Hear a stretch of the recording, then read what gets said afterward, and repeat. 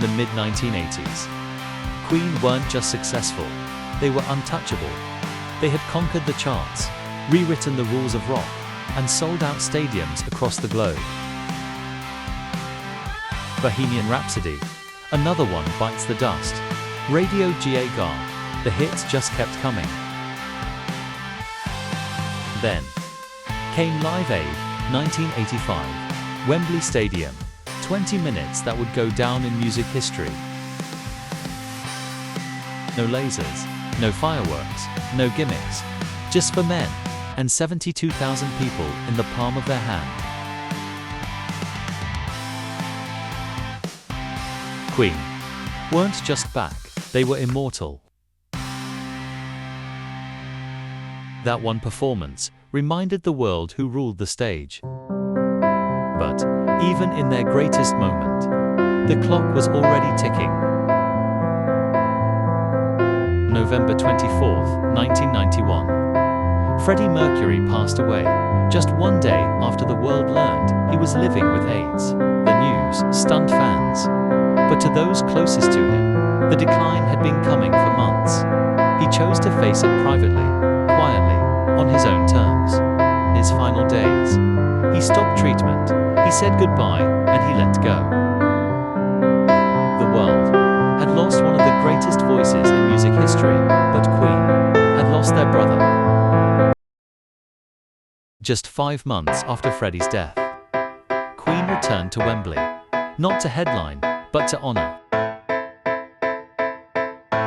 On April 20th, 1992, the Freddie Mercury tribute concert brought together the biggest names in rock: David Bowie, Elton John, George Michael, Metallica, Guns N' Roses. They came, not to replace Freddie, but to celebrate him.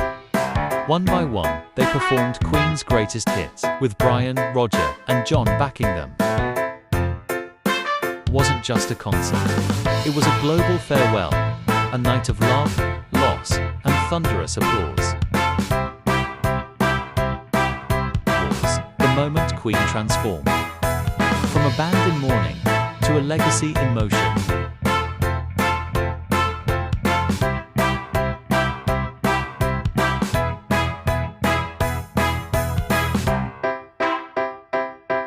After the tribute concert, something shifted. The fire was still there, but the heart had changed. John Deacon, Queen's bassist and emotional anchor, began to withdraw. He played a few final shows, then he vanished from the spotlight. Gave no dramatic farewell, no interviews, just one final performance in 1997. Retired quietly, out of grief, out of respect, or maybe because he simply couldn't imagine Queen without Freddie.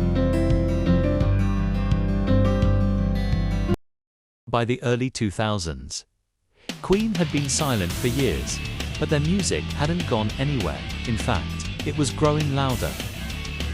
In 2002, Queen returned, not to the stage, but to the theatre. Will Rock You, a jukebox musical built around Queen's biggest hits, opened in London's West End.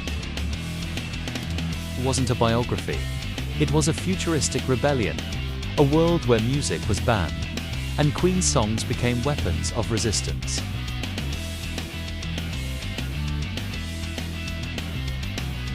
Critics hated it. Audiences loved it. It ran for 12 years and played to over 6 million people. Queen wasn't just surviving, they were evolving.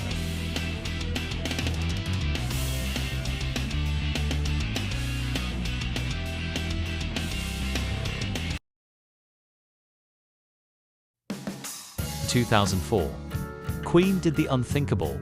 They returned to the stage with a new voice. Paul Rodgers, the bluesy frontman from Free and Bad Company, joined Brian May and Roger Taylor. Not as a replacement, but as a collaborator. They toured the world, played the classics, even released a new album. Some fans embraced it, others weren't so sure. Rodgers was powerful, but he wasn't Freddie. Still, it was brave, a band refusing to become its own tribute act. Queen wasn't done experimenting. 2009. The partnership ended, respectfully, quietly. But Queen had tasted the stage again, and they weren't going back into the shadows.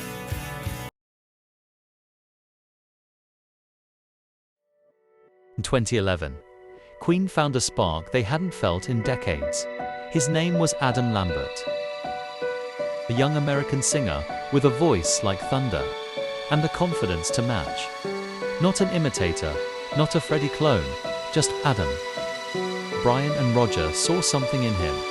Not just talent, but respect. He wasn't trying to be Freddie, he was trying to honor him. Queen. Plus Adam Lambert hit the road. The shows were electric, audiences massive, the reviews glowing. From Las Vegas to London, from Japan to the Jubilee. They became one of the biggest touring acts on earth, and for fans, it wasn't about replacing Freddie, it was about keeping Queen alive. With pride, with style, with heart.